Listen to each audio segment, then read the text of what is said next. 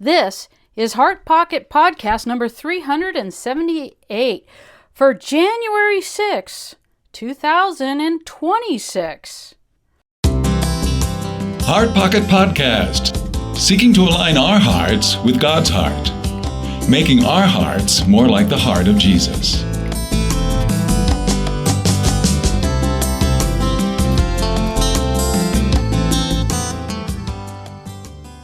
Thank you for tuning in today.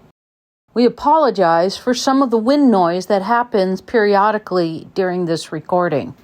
Hey guys, this is Butch Vernon with Heart Pocket Podcast and Simply the Story. Greetings from beautiful, and I'm about to butcher this name for yet the 100th time, Curitiba, Brazil. Just a marvelous place. Getting ready to leave tonight and head to Rio, but we're on the last day of a training here at one of several YWAM bases in this area. And I have a new friend with me, Abby. Abby, good to have you with us. Thank you. Thank you for inviting me. Thank you for having me. So you are pretty much brand new to STS, is that correct? Yes, I just had my training last week. Okay. And now I'm helping with the training this week. Yes, yeah, and I know we were talking to Laura earlier, and you kind of got stuck in the whole translation role early on in the training this week, right? Uh-huh. Yeah. Well, so what led you to do a Simply the Story training last week for your first time? What kind of grabbed your attention? I am starting to serve with YWAM at the moment, and Marlon, who is another staff, he is the head of the Ministry of Refugees. Yes. And he said, STS is a great way to reach people, to tell stories, to the refugees, to kind of discipleship them as well. So, and then he recommended it. He was like, oh, you know what? There's a training coming up next week. You should do it. And I'm like, well, okay, I'm going to do it. Awesome. So your first training, what were some of your first blush reactions? What are some of the things that stood out to you? I was that person who took out my notebook because when Uncle Mike said 80% of the people are oral learners, I'm like, I don't want to forget that number. Yeah. So I wanted to write it down, and then a second later he was like, now put your notebooks away, you don't need them. And then that was first whoa, but then he said, no, we're not being disrespectful, to people who like to take notes, but in this seminar where we don't need it. We really don't, and we're going to train our minds to learn things orally, to train that part of our brain. So Now for our listeners, maybe where were you raised?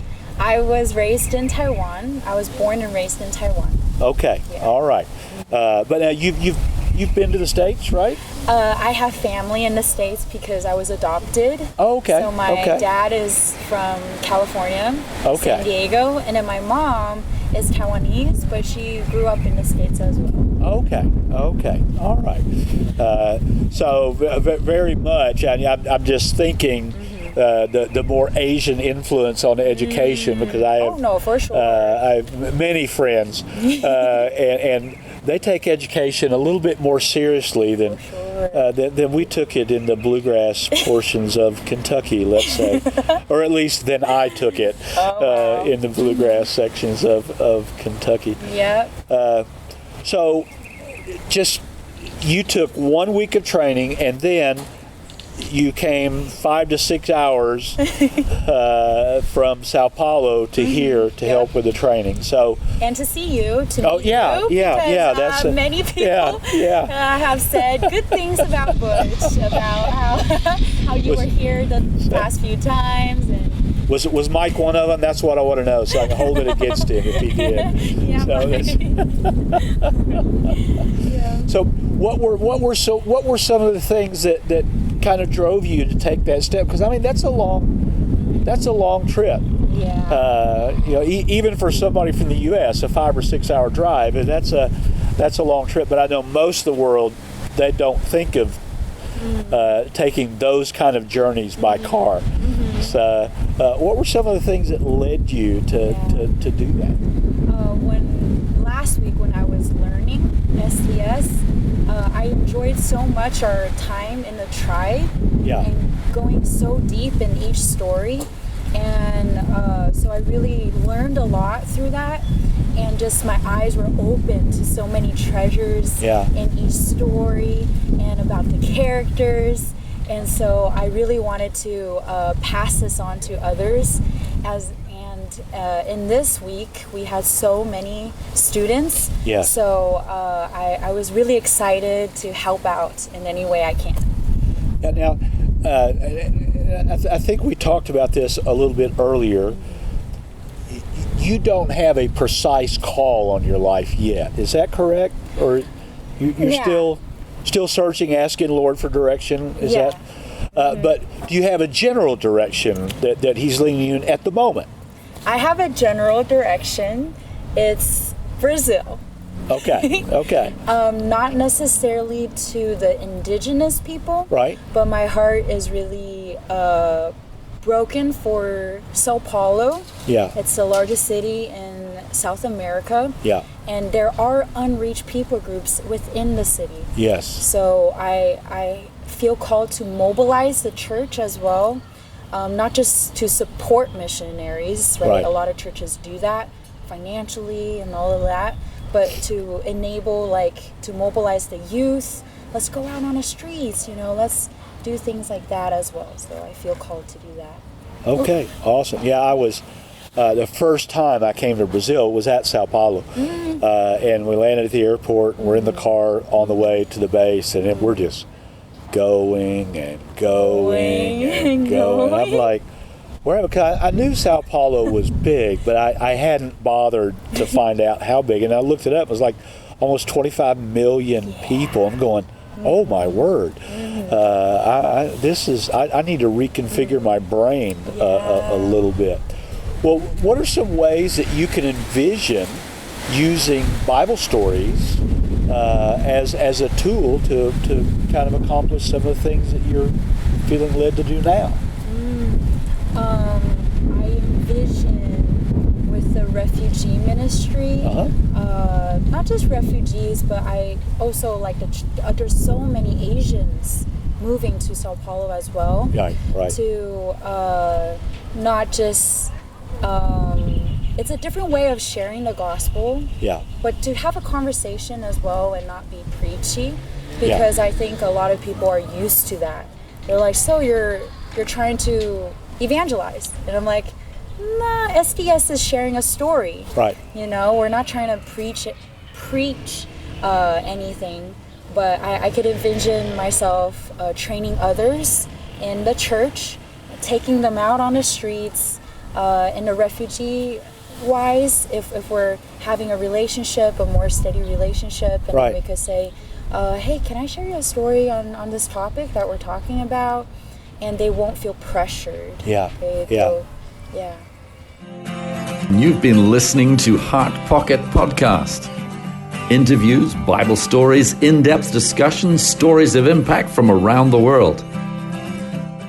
Well, and I wonder what aspects, because we were just talking with our leaders that are here from the States before you and I sat down, about all the different, whether it's the 5-minute model for evangelism or the deep discipleship of the or oral Bible translation, which is a relatively new, especially to us, kind of thing. I wonder what aspects, because there are all those components, and the God story. Don't want to forget that. All these components to the ministry God has allowed us to do. I wonder if there's any one of those aspects that stands out more to you personally than the others. Wow. I love the 5-minute one. Yeah. And I realize how important it is, because again, a lot of people are used to, oh, if some stranger walks up to you, they'll probably want to share the gospel, just like, hey, are you Christian? Like, believe in God, Jesus is marvelous, blah, blah, blah. But the 5-minute one is more conversational, more upon like, I'm just curious on what you think about this, more open instead of like my way or the highway type of evangelizing style. But I love the discipleship deep.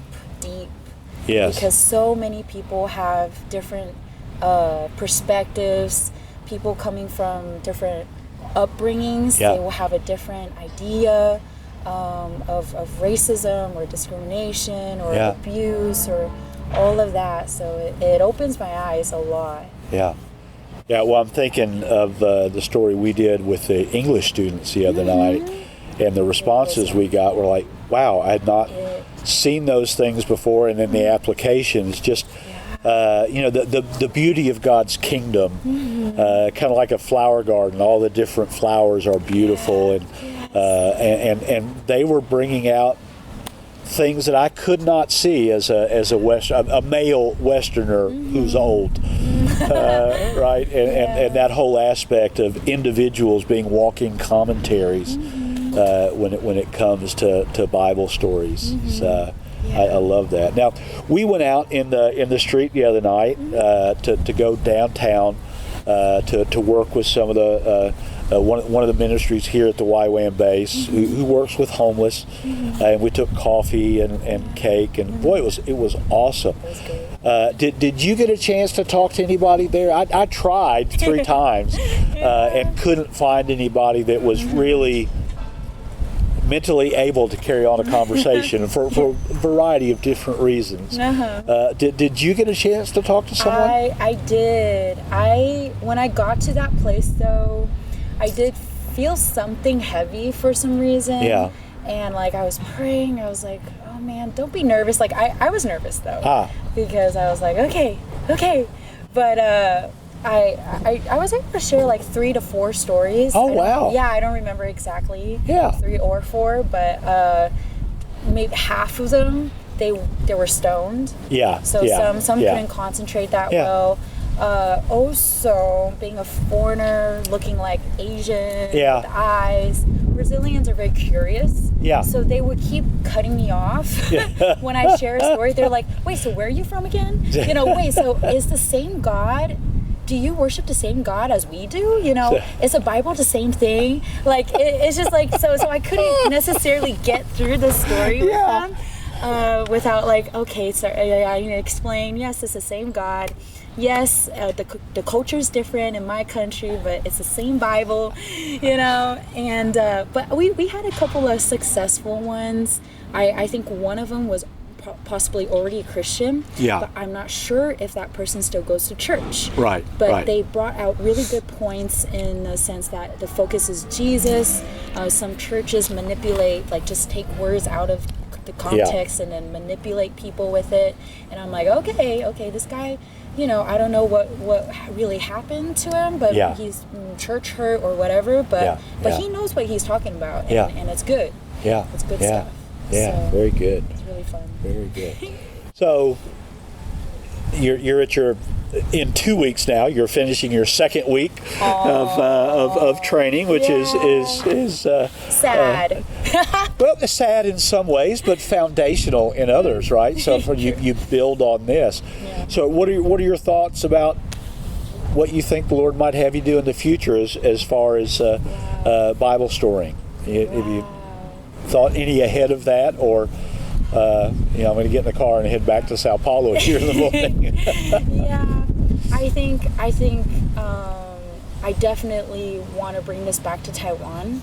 Yeah. If God ever calls me back, discipleship is on my heart. But not only like to Christians, right? But to the non-Christians, to my friends. Most of my friends in Taiwan are not Christians. Yeah. And so, to really use this way of telling a story and then being opened. Right. Man, I have so many friends that are not Christian. And it's really interesting because just a week before last week, before the training, Yeah. I was talking to a friend, and they are just into the African mythology and things that are not reliable, things that change. And so I was listening to them, I was opened, but what if I could tell them a story, you know? What if we could talk about this story a little more? And but I'll definitely use it in the future for sure. Well, and for me personally, I mean, I've been a pastor for much longer than you've been alive. One of the things that stands out to me about what we do, I used to travel all over the South in America teaching evangelism. And this methodology is just so non-confrontational, right? It's like, hey, let's do this Bible story. Let's you and me talk about it. I'm not putting words in your mouth. I'm not looking down on you because you have different understanding of passages or of life for that matter. And I just love that, like you say, you have many friends who are non-believers, which is a blessing for a Christian, because very often, once people come to faith in Christ, they lose they lose those foundational friendships that are really folks that are the easiest to share with and love on, and too often that just doesn't happen. So that is awesome that you still have that going with your friends. So for our millions of listeners, and hey guys, listen, we don't have millions of listeners. I'm just kidding. But for our listeners, is there any kind of closing word that you'd like to share with them? Kind of anything that's on your mind? I mean, there's no pressure. I'm just really thankful. Really thankful for everything, for God, right? Definitely, my thankfulness is actually towards God. Yeah, sure. Good place. If anyone's confused, I'm thankful to God for just giving me the opportunity, to continue to grow. There's always space to grow. Yeah. And also, for Lorelei, she took me in, trained me this week to be a tribe leader. And I failed. I definitely failed the first time, but I grew so much and learned and saw the difference. If I listen, if I have a teachable heart, be open to receiving this coaching, then you do see the difference of impact. And so I'm really thankful. Yes. Really thankful for everything. The bed. Man, I sleep so well here, and then I share a room with Sharon. She doesn't snore. Ooh, thank God. Yes, we were just talking earlier about we've been treated like kings and queens while we've been here, and so I was telling my wife to get ready. I have kind of this expectation now, but I don't even want to know what her response to that's going to be. For our listeners, just a reminder, we do have an advanced training coming up in Hemet, California in January, and that will be followed by a regular training as well. And so if you've been to a regular training, I would encourage you, plan on going to an advanced training. It really takes you to that next level as a storyteller. And all that information is on our website, www.simplythestory.org. And we would be asking you to pray for the ministry of STS here in Brazil. One of our leaders here, Kleber, he and his wife are answering a call to go to a different part of the world.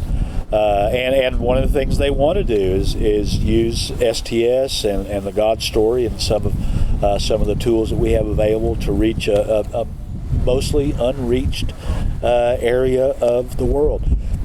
We need to be praying for them because that's going to provide its challenges, but also for the ministry here as God continues to raise up new leaders and new opportunities for storytelling just to continue to grow and thrive across the country. And so this is Butch Vernon, and as always, just like to say, keep on telling those Bible stories. Tune in next week for another episode of Heart Pocket Podcast, and feel free to subscribe on iTunes.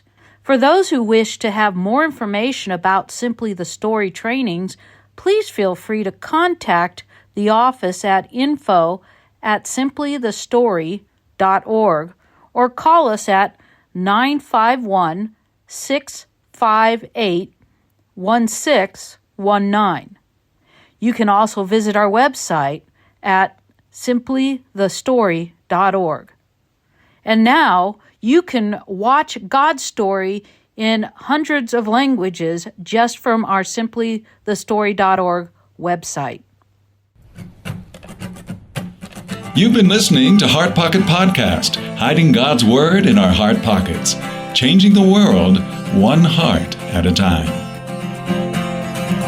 When it sings of glory, I sing the new soul. Will be the old story that I have loved so long.